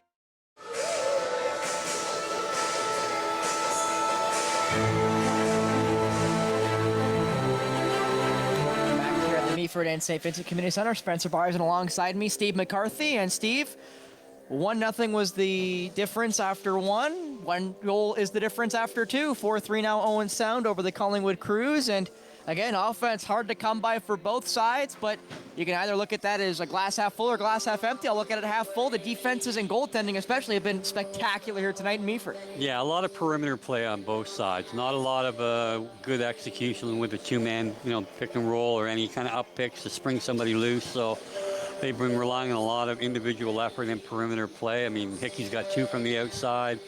We saw Riley Thompson score from the outside on the power play. So again, they're probably the team that can generate some inside offense will probably come out on top of this game. Well, I do want to give you a chance to talk about the game tomorrow from your MSL squad. Owen Sound will take on the Brampton Excelsiors at 7 p.m. here in Meaford. We'll have that here on Rogers TV with you and I again. But, what do you feel like it's a big key tomorrow for your boys to get a big win against Brampton? Well, again, Brampton, their record is deceiving. I think they've lost 5 games by a goal. We've lost a couple that way as well in overtime twice. So I would expect a real competitive game. They've added some offense in the last couple of weeks with some of their draft picks coming home from school. So, yeah, there's certainly no pushover, and, we're going to have to earn every inch of the floor. Well, before we go back and get ready for the third and potentially final period, Steve, what's a key for Owen Sound to pull out the win tonight? Well, again, I think don't make mistakes. Don't beat yourself. You have the 1-goal lead, make the other team kind of open up. I mean, it's hard to say in a 4-3 game. There's not much. But they've gotten good goaltending, and the good goaltending will probably prevail. So whoever can stand on their head this period will probably be collect a W. All right, well, let's get ready for that period. Third period almost underway here in Meaford. See you soon here on Rogers TV.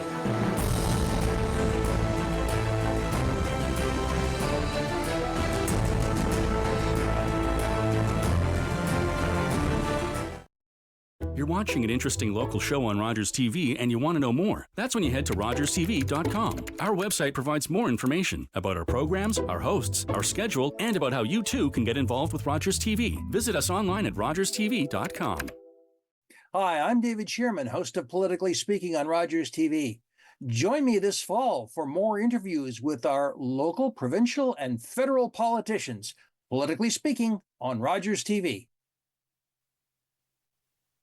Good news, Rogers customers. Disney Plus is now included in select TV plans at no additional cost. With Disney Plus, you can enjoy exclusive movies and shows like Andor. They're building a weapon. Welcome to the rebellion. Vanderpump Villa. I've chosen this magnificent Italian castle. And No Taste Like Home. I've been waiting for this moment my entire life. Rogers Xfinity customers say activate Disney Plus into your voice remote to learn more. For 25 years, you've been helping to make our roads safer by doing the right thing. You've been the designated driver, you've stayed over, called home, you've called a cab or a friend, and planned ahead. Let's keep doing the right thing. Support sober driving by getting yourself and your friends home safely. Do the right thing. Visit ArriveAlive.org to find out more. Arrive Alive. Drive sober. Are you a passionate content creator ready to expand your audience reach? Do you have unique stories, captivating hobbies, or special interests that deserve a spotlight? Rogers TV is here to amplify your voice within the community.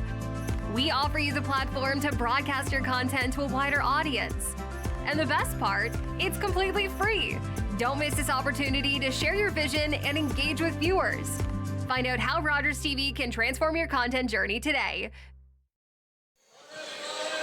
Started a little early, did the game tonight. Third period underway here in the Meaford and St. Vincent Community Center. Only missed one real chance by Owen Sound, but it was blown dead from a step in the crease. Also, Wyatt Barfoot came limping about 20 seconds ago as that ball was forced loose and away. Will go Ethan Thompson. Thompson in alone. Great save there by the netminder, but a foul behind the play will give Owen Sound back the ball.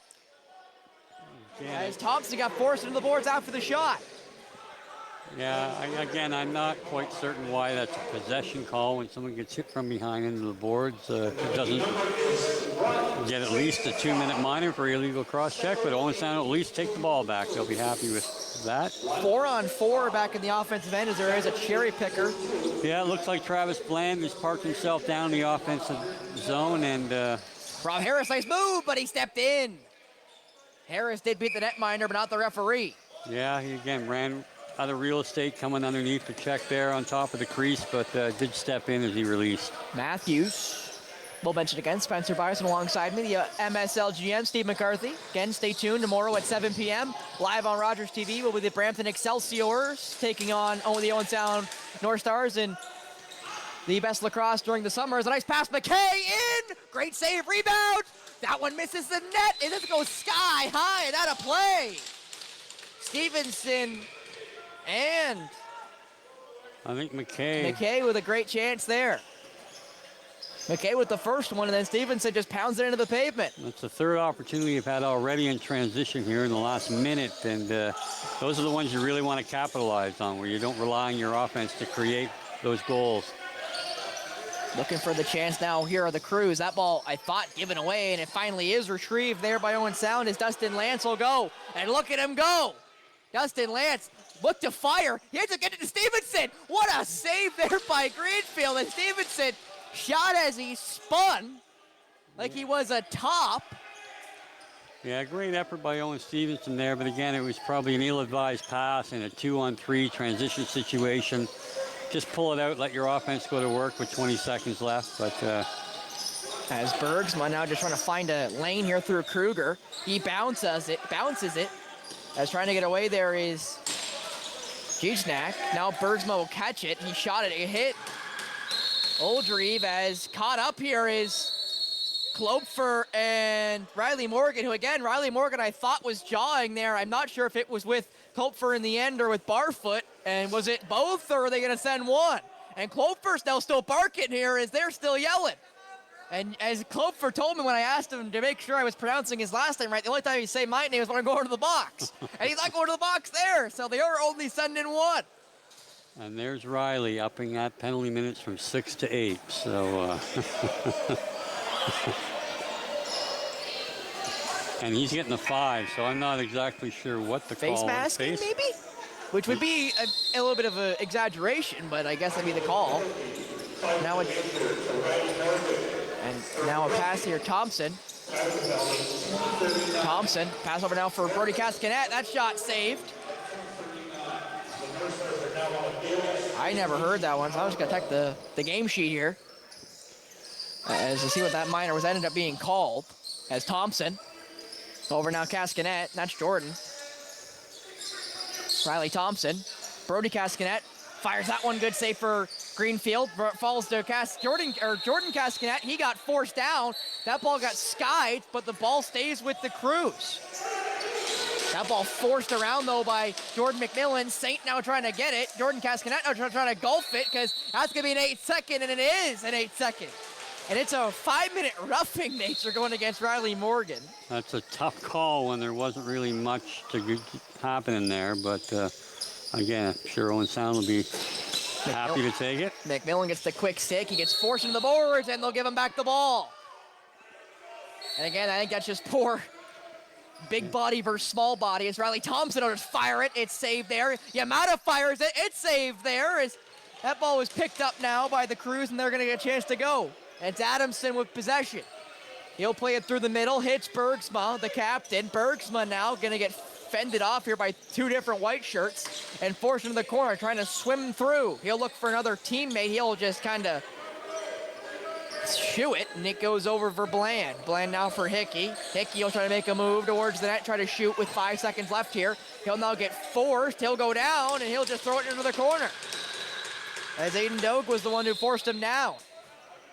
Retrieved and passed off there by Ethan Thompson for Brody Cascanet. Brody will cruise in now. 2 goals can be scored in this 5-minute major, which could extend the Owen Sound lead to the largest lead of any team tonight at 3, if they can find a couple markers here. Thompson, that ball was blocked. Jordan Cascanet now. Gonna fire, I think. No, for Brody Cascanet now. Brody Cascanet fired, blocked. Yamada, that save! Stepped in, though. What a save by Greenfield regardless, Steve. My goodness. Didn't count on the score sheet, but it counts in your mind, as that ball will bounce and land in the stick of Dustin Lance, who will just fire it for Riley Thompson. And again, Riley Thompson created that turnover and marches down now to set up this power play.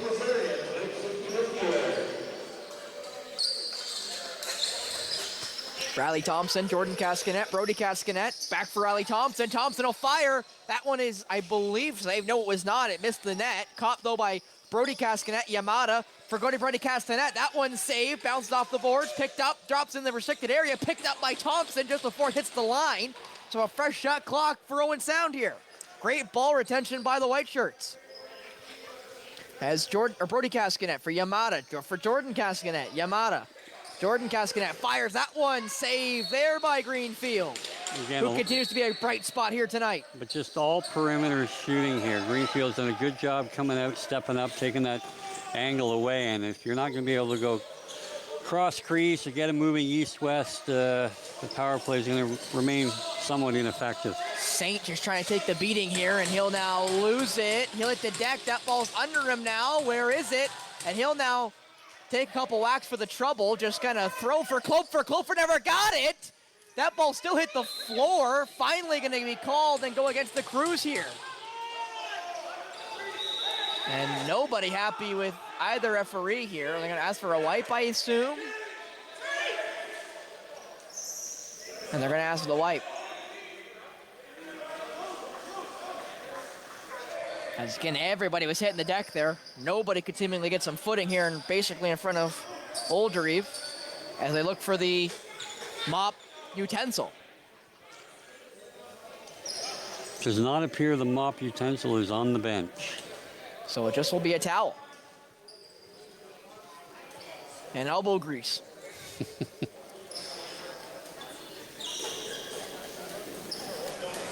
And again, a very hot week here in the Grey Bruce area.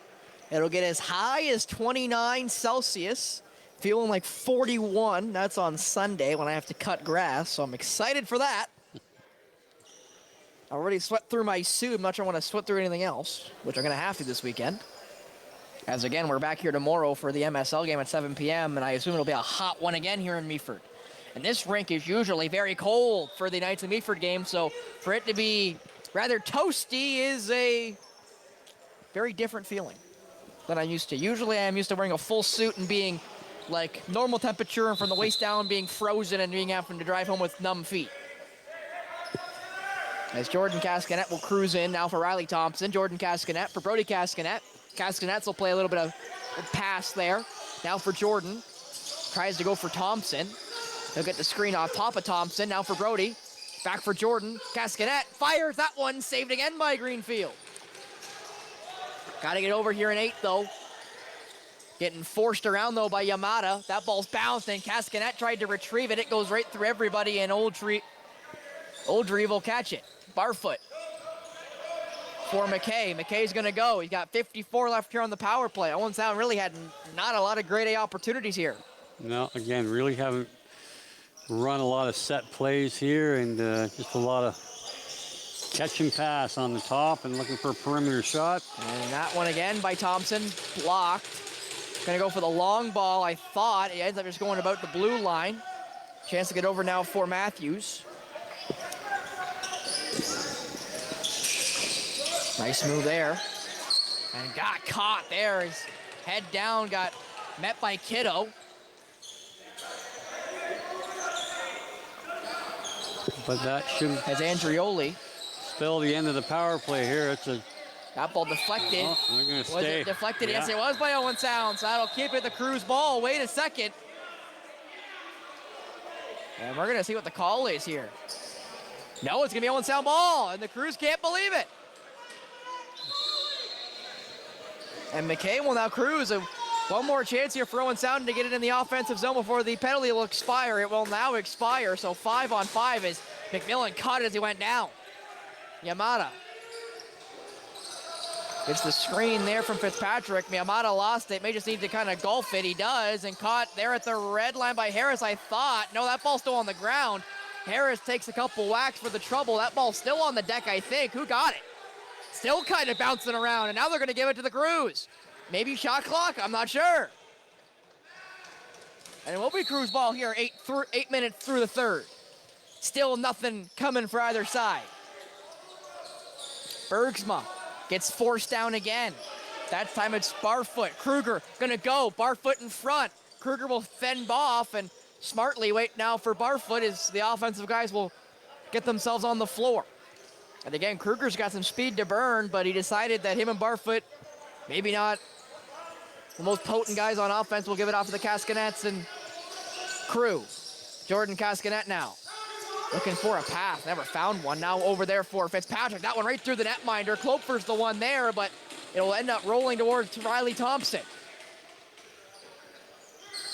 Thompson, Jordan Cascanet. Got about 20 now on the shot clock. Riley Thompson back behind the net there for Fitzpatrick. Fitzpatrick tried to do the mitts again and scores! Jake Fitzpatrick just under the bar beats poor Greenfield, and he's questioning how that one beat him. And maybe a step in, I'm not sure.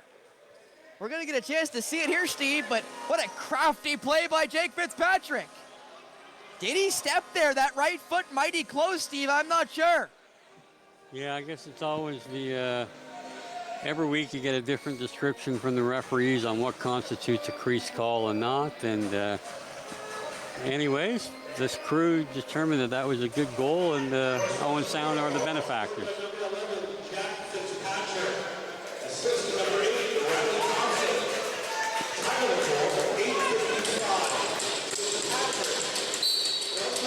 And Jake Fitzpatrick gets his first of the night. That face-off is just kind of spun around. Barfoot trying to retrieve it. Ends up hitting Riley Thompson as he'll now just race and fire now for McKay.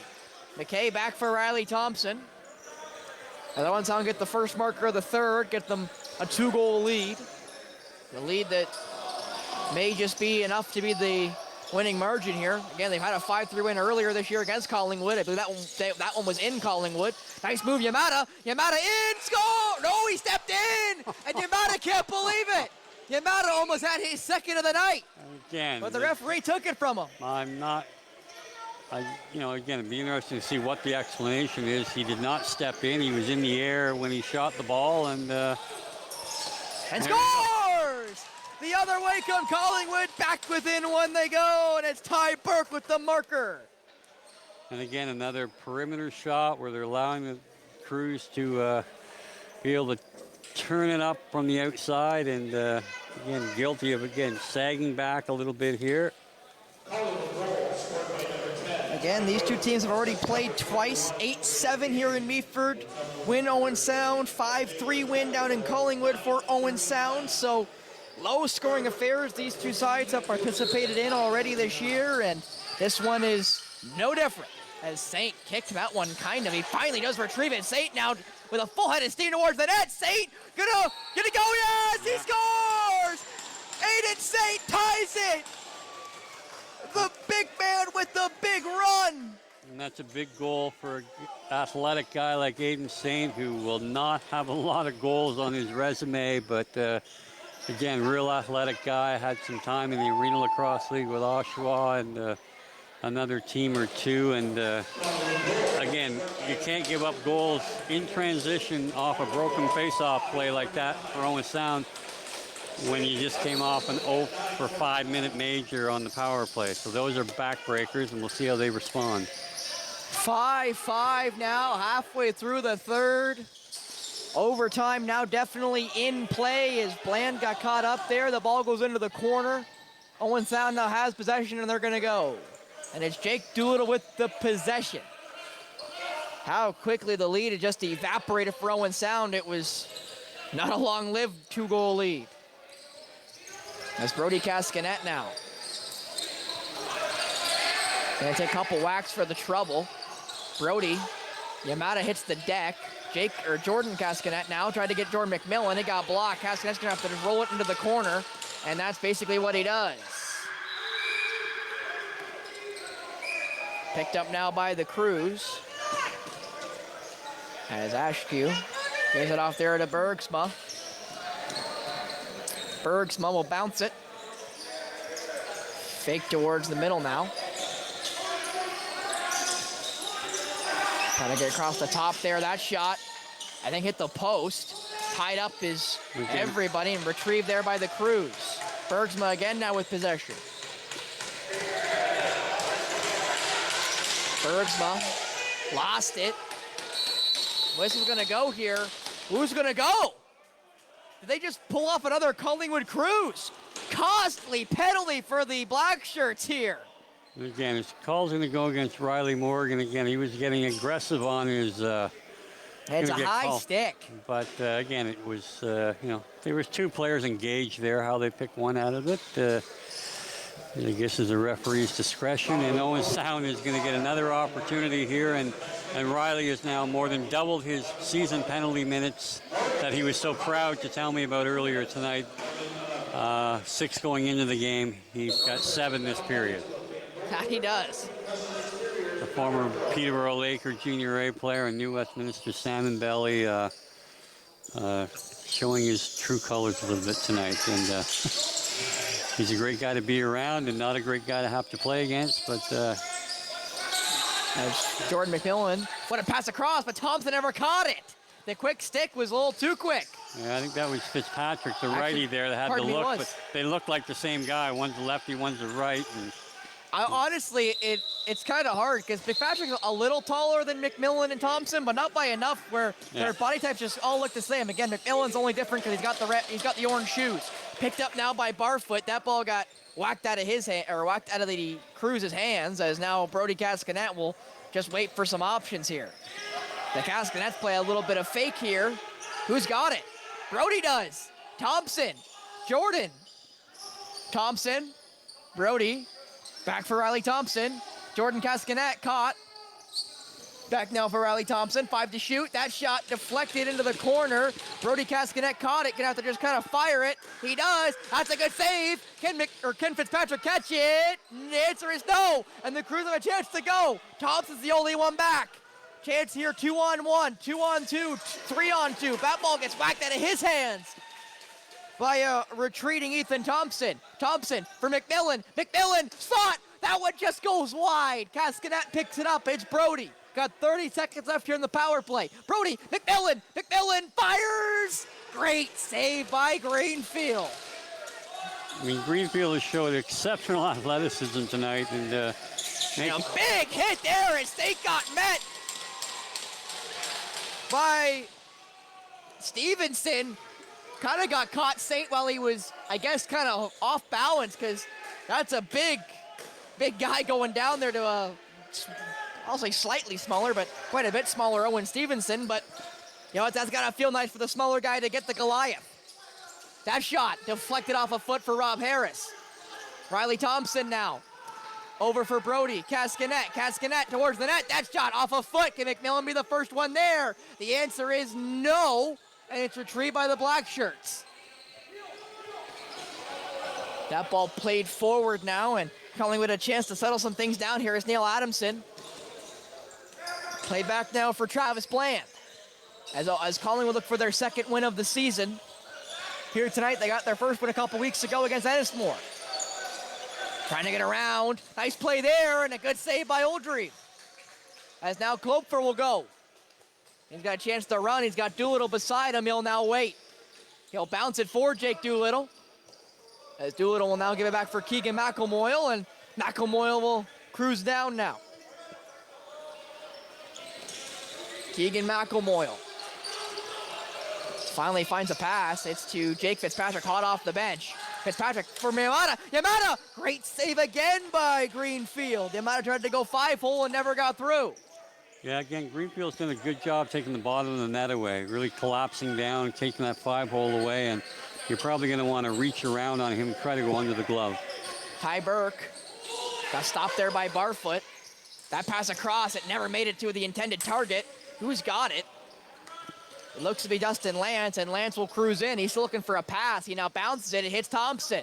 And again, I thought there was a cherry picker. There is not. We're going back to 5-on-5 here as Barfoot trying to make his way towards the net. Back for Thompson. Thompson right across for Brody Cascanet. He's only Cascanet on the floor now, so I get a chance here as Barfoot gets thrown down. Cascanet off the net minor, and they'll keep the ball. As who will start with it here for Owen Sound? I assume it'll be Brody, and it will be Brody. Brody Cascanet gets the screen from Yamada. Brody gonna get forced back now. He'll fire it for Thompson. Thompson tries to make his way towards the net. He'll fend it off now for Jordan Cascanet. Over for Brody Cascanet. Brody Cascanet, nice pass there for Yamada, just couldn't catch it. Jordan Cascanet now for Jake Fitzpatrick. Fitzpatrick right for Thompson. Misses the intended target and cut by Greenfield on off the glass. Baker now just over the red line. He'll wait for some offensive options and wait. Forsyth for Bland. Back for Forsyth. Bland. Looking for some two-man game. Never got away. He'll get through his defender though. And Bland, I believe, pounded that one into the pavement, and he did. Unlucky there for Travis Bland. That ball now is in the corner. Krug will be the first one there. Bland's going to play a little bit of harasser, I thought. No, he won't. As that ball now hits the stick of McKay, and now hits the stick of Keegan McElmoyle. 4 minutes left here in the third period. Overtime still in play, as we're deadlocked at 5. That shot saved again. Greenfield. That was Fitzpatrick with the opportunity. And a nice down pick there by Brody Cascanet, allowing Fitzpatrick to come over the top and let a nice shot go. And again, Greenfield handled it easily. But nonetheless, it was one of the more effective picks that they've had tonight, which they haven't had a lot of. Nice move by the Crews. That shot goes wayward. Caught hot off the glass. Owen Sound, though, runs into a couple different Black Shirts, and they get back the ball. They get the fresh 30 to boot. Back now, Morgan. Bergsma trying to get through. She still got possession. Bergsma Fires it across. It's Colin Matthews. Matthews gonna whack that at his stick. That ball bounces and it goes right into the waiting arms of Owen Sound. It's Owen Stevenson who will cruise in. Back now for Wyatt Barfoot. Barfoot, he'll wait. And hand it off there to Jordan Cascanet. Well, at the rate that these two teams score, we're pretty much in overtime at this point. So don't want to make a mistake. Want to be sure. Jordan, what a pass! Thompson! Great save there as Thompson gets forced in. Sorry to interrupt you there, Steve, but something was coming there. I thought at least, as Ben Baker will now cruise in. Down for Hickey. Hickey fired up for Bland. But as you mentioned, it's just about next goal wins, you'd think, Steve, for both sides. That ball almost airmailed over Hickey. He did end up catching it. Braden Hickey, who's got 2 tonight. Now faced off there, Cloper. Hickey gets through 1, through 2. Hickey! Great save, Oldreive. Again, he's another one of those smaller players in stature, but... And a wipe there right in front of the goal crease, right in front of Oldreive in the goal crease. As him and Klopfer landed right in front of poor Oldreive. And he's no doubt gassed. And we got the mop device. There we go. We finally found it.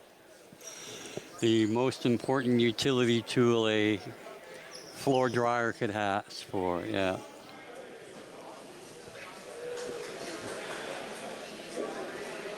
And Andy Barfoot successfully makes the floor dry to the officials' and the goalkeeper's consent. liking. Yes, and away we go. So I'm not sure we want to see a goalkeeper fall and that be the way this game ends. As Jordan Cascanet for Jordan McMillan. McMillan, screen from Harris just about. McMillan now off for Yamada. Now for Jake Fitzpatrick. 15 left in the shot clock. Fitzpatrick, nice move. Fitzpatrick! Great save as Fitzpatrick goes hard into the boards, and that will keep Owen Sound the ball. Again, I mean, they're fortunate to get a reset there, but there was no reason for a call. Owen Sound had possession. Yamada.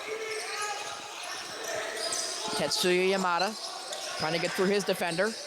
Yamada down now for Fitzpatrick. Fitzpatrick trying to make his move now. He'll put that one on target. Another good save there by Greenfield. Again, they're settling for a lot of stuff on earlier in the shot clock and really needing to be from bad angles. So, again, they just need to be patient. 8 might be called here, and it is an 8 called as Bland couldn't get it over. And down is a Collingwood player, Dwyer Barfoot. Quickly, that ball is saved there as Doolittle gets caught up. Now when Owen Sound North Star gets caught up, hits the deck. I think it's Riley Thompson, it is.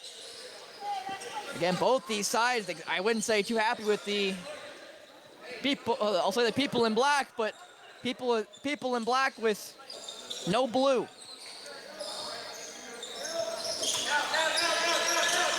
He's trying to get around there is Hickey. Hickey's got 5 left to shoot. Hickey is trying to get an angle, passed in front, it misses.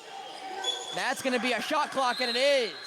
Good job by Joy controlling the top side there and making Hickey move the ball down low and turn into a broken play. And Owen Sound now may want to go early here.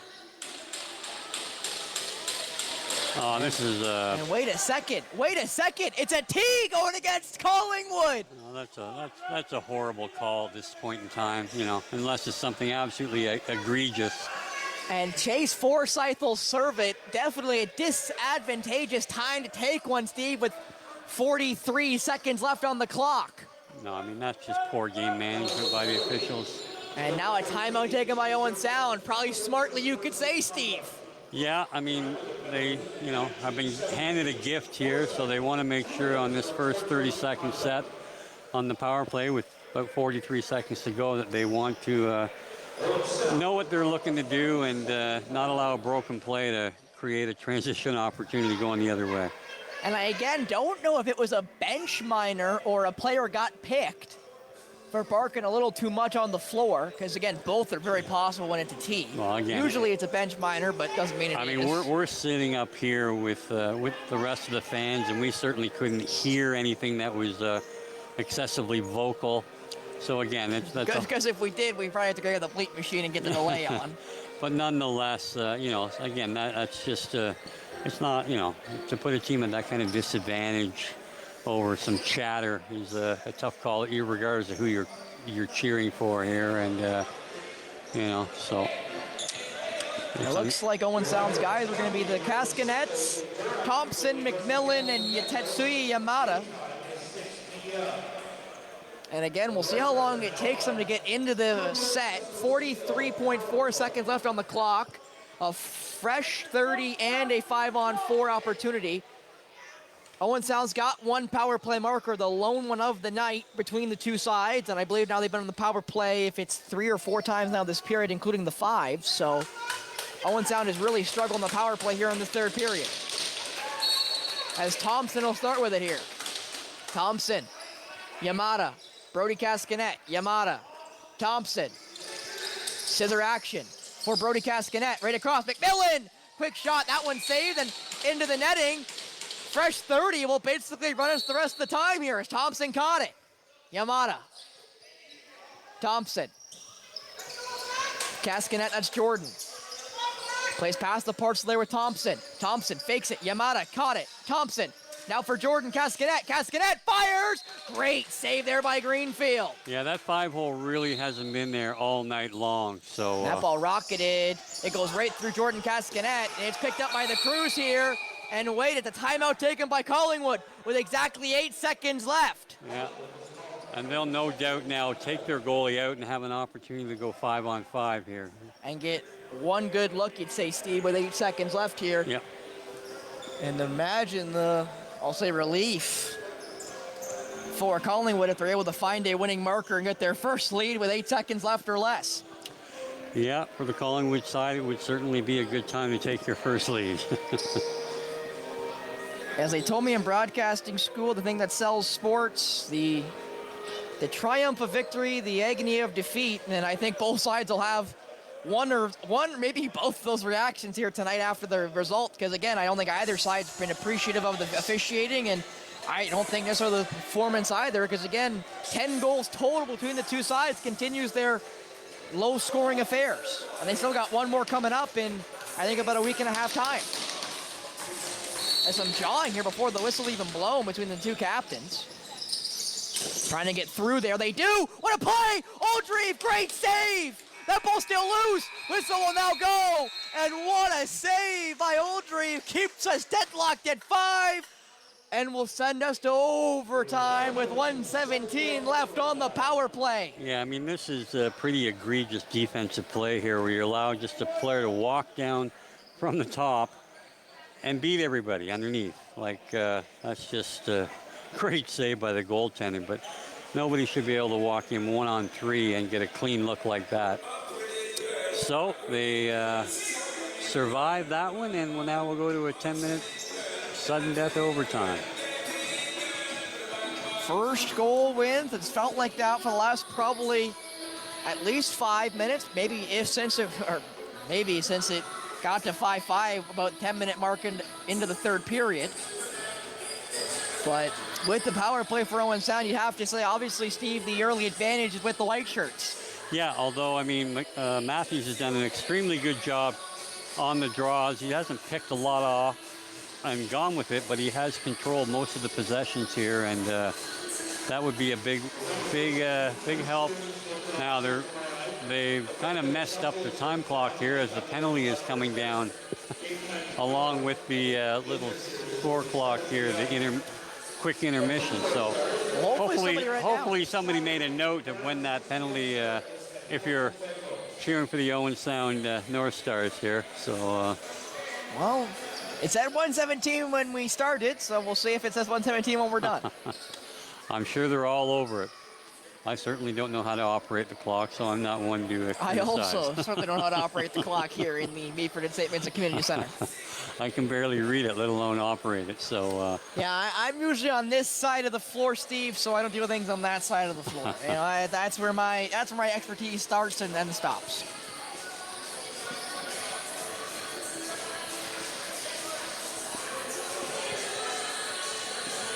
As there is a 2-minute, I'll call it intermission, a 2-minute break in between the third period and this overtime. And I will mention, Steve, that if we do not find a winning goal in the 10-minute overtime, we'll call it a tie. We'll call it a tie. Which, I got to be honest, Steve, I am an advocate for the shootout. I always will be an advocate for the shootout in hockey. I also do love a tie.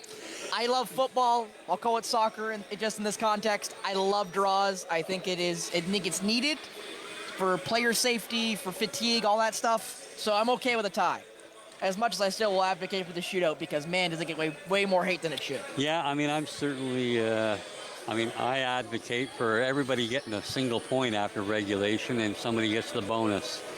I mean, it was that point that way at one point. But nonetheless, it's winner take all. So we'll see what we get here in the next 10 minutes or less. 1:17 is left in the power play for Owen Sound here. Face-off is won by Collingwood, and they'll now retreat. Chased by Stevenson, and a chance here to chew up 30 seconds of that penalty. As Baker will just stand.